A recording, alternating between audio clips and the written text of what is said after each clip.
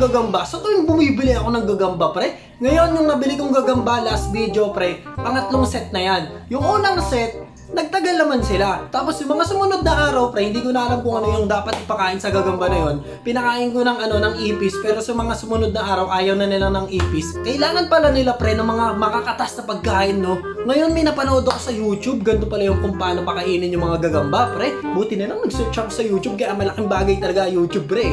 Ito yung napanood ko, si Idol. Ayan o, ayan. Madaling gawin, ayan o. Siguraduhin nyo lang may tip kasi pag ang kaha walang tip yan, mababasa, masisira yung kaha.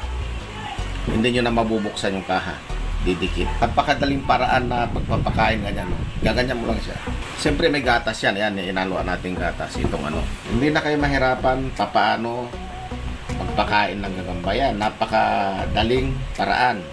O diba? Tangin ako, hindi ko napanood si Idol, pre. Hindi ko na alam ang gagawin ko sa mga nabili ko na gagamba, no? Kung hindi ko siya napanood, baka namatay na rin ulit yung mga gagamba na binili ko nung nakaraang video, pre. Kasi nga, natutuyot sila pag hindi sila nakakain ng mga makakatas na pagkain. So, ang ginawa ko, ito na yung update dun sa gagamba, pre. So, ang ginawa ko, sinunod ko lang yung ginawa ni Manong, pre. Kung ano yung napanood ko sa kanya, kumuha siya ng gatas, tapos nagbilog din ako ng maliliit na bulak. Tapos yung bulak na yun, pinatakan ko isa-isa ng gatas, pre, no? Ang gatas na gamit ko dito, pre, yung Bear Brand lang din yung nabibili sa tindahan, may tagdo-12 nun. Tapos isa-isa ko nang nilagyan yung mga gagamba ko. Nung una, hindi nila pinapansin yan, pero nung mga katagalan na, pre, nakita ko, unti-unti nilang sinisip-sip yung bulak, pre. Panigurado na ito, bukas malalaki na tiyan nito, pare. Tomorrow. At eto na sila ngayon, pare. Kinabukasan na to. Tignan nyo naman yan. Nilagay natin ng mga nabilog na bulak. Yan, magagaan na. Mga tuyong-tuyo na sila, pre. Bondat na bondat yung mga tiyan nila, no? Ayan, nakikita nyo ba? O, eto. Yung tigre. Kakalampagin ko. Baka biglang magising, no? Tamad na tamad kumilos. Kahapon, sobrang niyan. Sobrang genki niyan. Sobrang niyan, mga hyper niyan. Kasi gutom na gutom. Ngayon, tignan mo yung tagbebente natin, pre. Ang laki ng puwet. Talagang no? Palong-palo, pre. Ito pa isa, oh. Ito, tingnan mo yung isa. Ayun, oh. Oh. Buntis. Buntis, pre. Kukunin ko. Wag lang magigising talaga, eh. Ayan, oh. Oh. Bebame. Ano yan? Tangay na.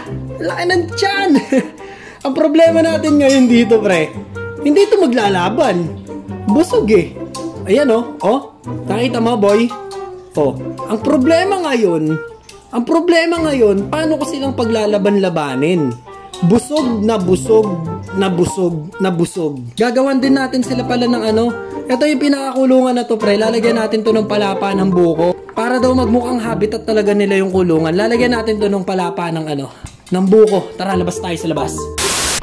So sa pagkuha ng palapa, pre, madali lang naman. Punta lang kayo sa mga bakuran nyo. Pag may nakita kayong katulad nyan, puno ng buko, pre, makakita na agad kayo ng palapa. Ganda yung palapa, pre, sa mga hindi nakakalam. Yan, yung mga nakakapit sa may buko, pre. So gugupitin lang natin yan. Kailangan lang natin ng gunting. Tapos lagay na natin dun sa kahon ng gagamba. Para saan nga ba yung palapa, pre? Para sa mga gagamba natin. Para magmukhang habitat nila yung mismong kahon. Para hindi naman plain na plain yung kahon, pare. Tsaka pare, para hindi sila malungkot, no? Feeling nila nasa gubat pa rin sila. Feeling nila nasa puno pa rin sila. Ang gagawin lang natin, tansyahin lang natin yung sukat, pre. Nakita nyo, kudrado yan. Gupit lang din tayo ng kudrado. Yan. Huwag kayong manghihinayang sa palapa, pre, dahil marami tayong pwedeng pagkunan nito. Kahit anong gupit ang gawin nyo, basta masakto nyo rito, pre. Gamitan nyo lang ng konting talent sa pagtatansya at sasakto yan. Katulad na itong box na to, tignan nyo, ang dumi-dumi nya na, diba? Pag nilagyan natin yan, popogi yan, o diba? Saktong-sakto. Di na ginamitan ng ruler. Tansyahin lang natin. Bam! Pwede na yan. Oh ha? Parang sinukat, pre. Yun. O diba? Parang sinukat ulit. At eto, mukhang sakto to dito. Para kung dudumi sila, dito tutulo. Tapos pwede nating palitan, hindi babaho. Ang magiging feeling nila dyan, nasa habitat sila ngayon. Dahil nararamdaman nila, uy, may amoy puno. So yan, pre, nagawan ko rin ito. Syempre yung mga bondat natin dito, pre, tulog na tulog pa rin sila, no? So tignan mo naman yung tagbe 20 pesos na binili ko, pre. Napalaki na natin siya agad ng ganito kalaki. So mas maganda talaga yung kulungan. Kung mag-aalaga kayo ng gagamba talaga na hindi naman natin ipanglalaban, merong ganito, yan, yung mga palapa na ganyan. Dahil nga busog na busog yung mga gagamba natin, lalabas muna ako ngayon. Maghahanap muna ako ng tindahan ng gagamba rito sa amin. Baka meron na sila pare. Dahil nga hindi naglalaban yung mga gagamba natin dahil ang laki ng tiyan nila. Bibili muna ako pre. Yung mura lang yung mga tagsa 10 kaya 20 pesos pwede na yun. At sakto, meron nga ako naabutan dito pre. Kararating lang daw nito. Tignan nyo naman, ang tataba rin. Parang kakakain lang nila no. Parang 50-50 tuloy din ako sa mga alaga ni Bossing kasi pag binili natin to baka magsitulog lang din sa bahay. Pero pipili nila ako ng maliliit yung tiyan at may nakasabay nga rin pala ako dito, mga bata naman pre.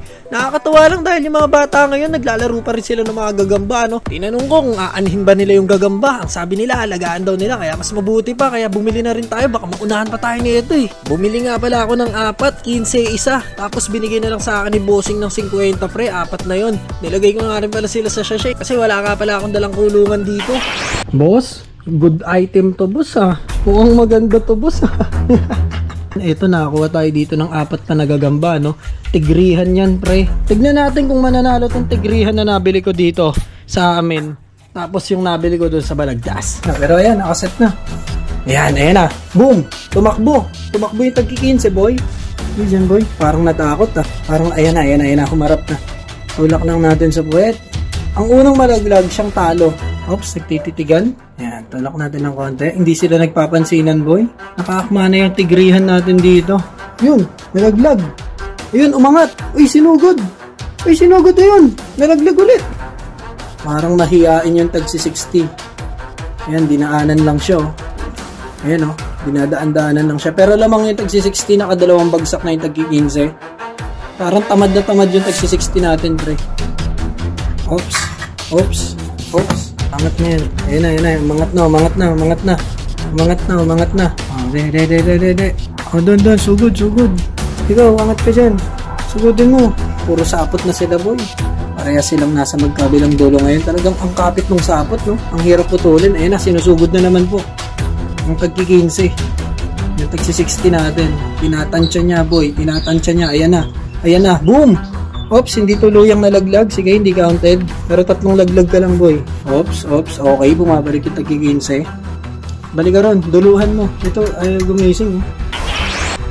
Dahil nga parehas silang busog na busog pre, wala silang ganang makipaglaban. Dapat pala talagang i-diet natin yung mga gagamba natin para pag pinaglaban natin sila mga gutom na gutom pre, talagang magpapatayan. Sa ngayon kasi pare, ayaw nilang maglaban talaga. Parehas silang gustong matulog na lang at magpahinga pre. Yun ang nakakainis. Kaya sa susunod, di ko muna papakainin to ng 3 araw para pag pinaglaban natin pre, palag-palag na to. Talagang magpapatayan na sila dito sa may tingting. So yun lang guys, habang tumatagal, mas naaangasan na ako sa mga gagamba ngayon. Baka sa susunod mag-upgrade na ako, no? Maging tarantula na yung alaga natin. Parang ang angas kasi nilang alagaan eh, no? Pakadali nilang alagaan, pre. Pakainin mo lang tapos patutulugin mo. Tapos paminsan-minsan pag-i-exercise natin sila katulad nung ginawa natin, pre. Maglalaban, tapos round, hanggang round 3 lang, 3. Kung sino makaunang 3 bagsak siyang talo. Parang ang sarap eh, no? Mag-alaga ng gagamba. Sa susunod ba mag-alaga na ako ng tarantula? Parang mas madali silang alagaan eh, no? Kaysa dito kay Pongi. Alam niyo yung nakakatuwa ngayon, pre, kahit sobrang moderno na, pare. Parang bumabalik tayo sa dati, eh, no? Kahit sobrang no? Ang mga nauusong laro sa mga kabataan, pare, puro online games, mobile games, at kung ano-ano pa. Pero nung nakita ko yung mga bata kanina na bumibili ng gagamba, pre, parang naalala ko yung nakaraan ko, no? Na dati kami mga kaibigan ko na ng mga bata, ganyan din kami. Kala ko kasi hindi na nauso ngayon yan. Kala ko kasi nakalimutan na ng tuluyan yung parang ganyan na tradisyon ba dati. So, nakakatuwa lang dahil kahit papano, kahit modern na ngayon, eh hindi pa rin natin nakakalimutan yung mga dating laro eh, no? Katulad nung gagamba, pre. Kung batang 90s ka, maintindihan mo ako, no? At saka talagang sobrang nostalgic, pre, pag bumabalik talaga yung mga uso nun. So yun lang guys, no? Tutuloy ko pa ba yung mga gagamba vlogs natin? Parang nai-enjoy ko na maggagamba, no? Parang magpakalit na ako ng mga alaga. Parang gusto ko, puro gagamba na lang. Ang astig kasi nila alagaan talaga, lalo na yung design nila sa pool. Tsaka ang sarap nilang alagaan, pag pinakain mo, kakain din talaga. Tsaka matagal bago mo pakainin ulit. So yun lang guys, maraming salamat sa inyo. Kung naggagagamba ka, yan, tuloy nyo lang yan. Hanggat nalilibang ka, pre, tuloy mo lang yan. So maraming salamat. Yeah, kita-kits na yung next video. Bye-bye.